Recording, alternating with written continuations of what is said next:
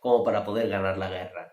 Por otra parte, los comunistas desarrollaron durante la guerra civil, los comunistas que al principio de la República pues estaban intentando pues hacer una revolución a la soviética en España, ¿no? Durante la guerra civil adoptan, ya un poquito antes lo habían adoptado, adoptan unas posiciones políticas muy moderadas. Era la política de Frente Popular por parte de los comunistas. Los comunistas, en su política favorable a los frentes populares, adoptan una política de defensa de las democracias europeas frente a los fascismos. Por lo tanto, el Partido Comunista de España durante la guerra crece muchísimo en número de afiliados, en número de militantes, porque practica una política que no es revolucionaria, practica una política que es de eficaz defensa de la República Democrática. Por ejemplo, los comunistas defendían frente a los anarquistas que estaban haciendo la revolución en buena parte del territorio que controlaban. Los anarquistas, las milicias anarquistas dentro del Ejército Popular controlaban Cataluña, controlaban Aragón, y allí se llegó a hacer una revolución social. Se aprovechó la situación para hacer una revolución anarquista. Los comunistas, sin embargo, eran contrarios a eso. Y lo que planteaban era la defensa de la propiedad privada, de los pequeños propietarios, y la unión de las distintas fuerzas políticas y de las distintas clases sociales para combatir un enemigo común que era el fascismo, ¿no? Y defender algo en lo que todos estaban de acuerdo, que era la democracia, ¿no? Entonces, esa posición moderada de los comunistas y el hecho de que con mucha eficacia reorganizaran o contribuyeran a reorganizar al Ejército Popular les convirtió en un partido importante. Bueno, el caso es que a partir de mayo del 37 preside el gobierno del Frente Popular, el gobierno republicano, el doctor Juan Negrín. Y Juan Negrín, este socialista, pues tenía dentro de su Consejo de Ministros, dentro de su gobierno, a dos comunistas importantes, Jesús Hernández y Vicente Uribe. Vicente Uribe, ministro de Agricultura, y Jesús Hernández, ministro de Instrucción Pública, de Educación. Bueno, bien. ¿Cuál era la idea fundamental del gobierno Negrín? ¿Qué era lo que intentaba Negrín? La consigna del gobierno del Frente Popular presidido por Juan Negrín era «hago la guerra». Y otra consigna muy famosa suya era «resistir es vencer». ¿Qué era lo que intentaba el gobierno Negrín en esta situación ya prácticamente llegando al verano de 1938, en el que a la República le queda Madrid, Albacete, unas cuantas provincias en Castilla, Andalucía Oriental, Valencia, Alicante y Cataluña? Prácticamente ahí la República estaba ya perdida y sola. Apenas había ayuda internacional, más que la Unión Soviética, que de vez en cuando le vendía a la República armamento. ¿Cuál era la política de Negrín? Pues el objetivo de Negrín era resistir en España hasta que estallara la Segunda Guerra Mundial.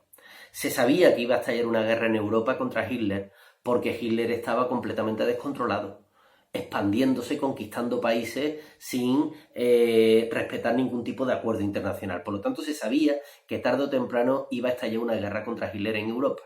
Lo que se pretendía por parte del gobierno Negrín era desesperadamente resistir hasta que estallara esa guerra mundial y entonces convertir a España en teatro de operaciones de la guerra mundial, de tal manera que en el momento en el que estallara una guerra contra Hitler, Francia y Gran Bretaña ya no iban a tener ningún problema en ayudar a la República Española, porque lo que querían evitar se había producido, que era una guerra contra Hitler, ¿no? Esa era la idea de Negrín, que no era mala idea, quiero decir, era de las pocas posibilidades que tenía la República en el año 38 de resistir. Precisamente en esta política de resistir hasta el final, se produce en julio de 1938 la última de las grandes batallas de la Guerra Civil, la Batalla del Ebro. A mediados de julio de 1938, el grueso del ejército republicano cruza el río Ebro desde Cataluña hasta Castellón para intentar reconquistar la provincia de Castellón, que había sido perdida por parte de la República en la primavera de ese mismo año. Lo que pretendía Vicente Rojo, el jefe del Estado Mayor del Ejército Republicano, del Ejército Popular, era unir otra vez las dos zonas en las que había quedado dividida la zona republicana durante la guerra. Entonces lo que pretendía era unir de nuevo Cataluña con el resto de la zona republicana. Y por eso de ahí la batalla del Ebro. Bueno, pues una noche del verano de 1938, la noche del 18 al 19 de julio de 1938, miles de soldados del Ejército Popular cruzaron en absoluto silencio, en barca, de un extremo, de una orilla a otra, el río Ebro, y entraron en la provincia de Castellón y avanzaron varios kilómetros hasta llegar a un pueblo, a una ciudad importante de Castellón que se llama Gandesa.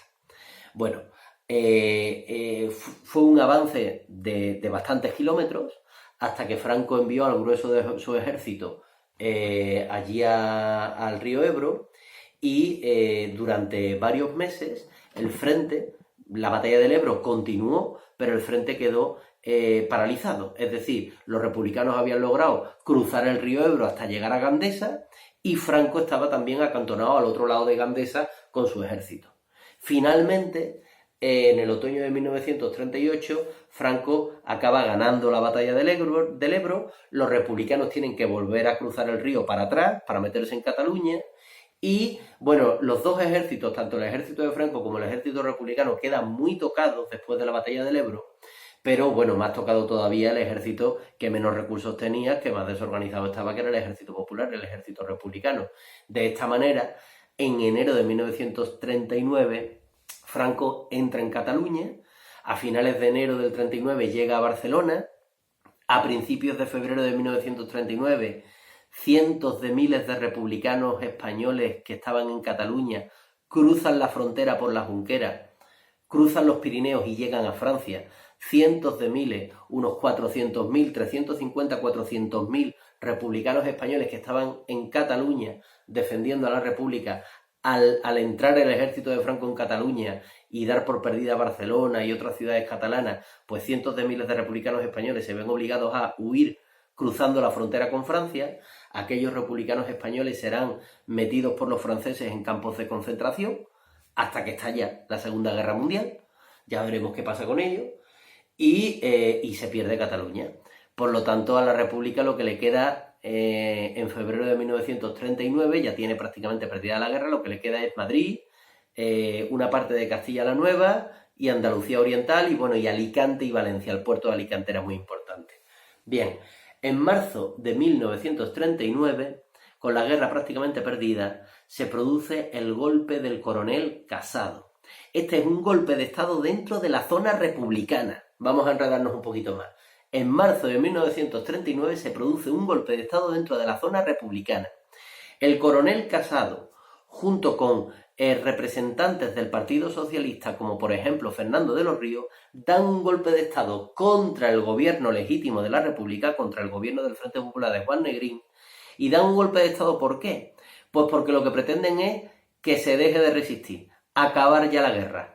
Fernando de los Ríos, el coronel Casado y otros republicanos que dan este golpe de estado están convencidos de que se puede negociar con Franco, de que se puede intentar negociar de tal manera que vale aceptar que Franco y los militares golpistas han ganado la guerra, pero que la represión que van a organizar los militares una vez que tengan el control entero de España, que esa represión no sea tan brutal, que esa represión sea más moderada. Es decir, que una España no pase por encima de la otra. Intentar negociar para entregar Madrid, para entregar las zonas que le quedaban a la República, a cambio de que no se organice después de vencer en la guerra una represión tremenda contra los republicanos por parte de los militares golpistas, ¿no?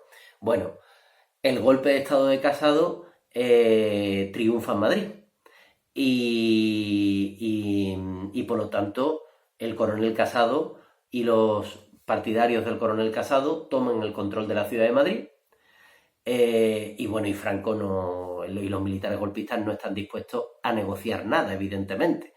Finalmente lo único que pueden hacer los golpistas que tomaron el control de Madrid en marzo del 39 fue entregarle la ciudad a Franco, porque claro, después del golpe de estado ya no estaban en condiciones de seguir resistiendo porque estaba dividido el propio bando republicano. Por lo tanto, entregan la ciudad de Madrid y el 1 de abril de 1939 Franco firma el último parte de guerra certificando su victoria militar en España. A partir de ahí pues empezará la posguerra española, al mismo tiempo que empieza la Segunda Guerra Mundial.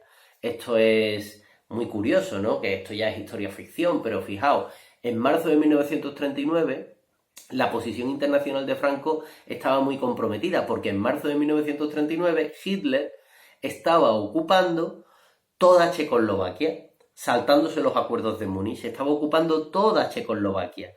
Esto posiblemente habría animado a Gran Bretaña y a Francia a acabar ayudando a la República. En el momento en el que el coronel Casado da el golpe de Estado, ven a la República dividida, bueno, pues evidentemente las pocas posibilidades que tenía la República de que fueran los británicos y los franceses en su ayuda, pues acaban